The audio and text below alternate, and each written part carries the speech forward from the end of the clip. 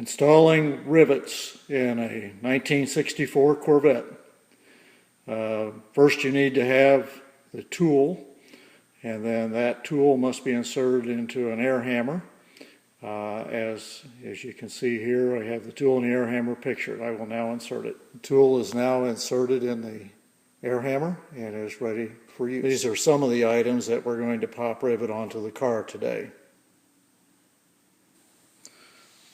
First thing we do is put our clip in place and insert the rivet from the top.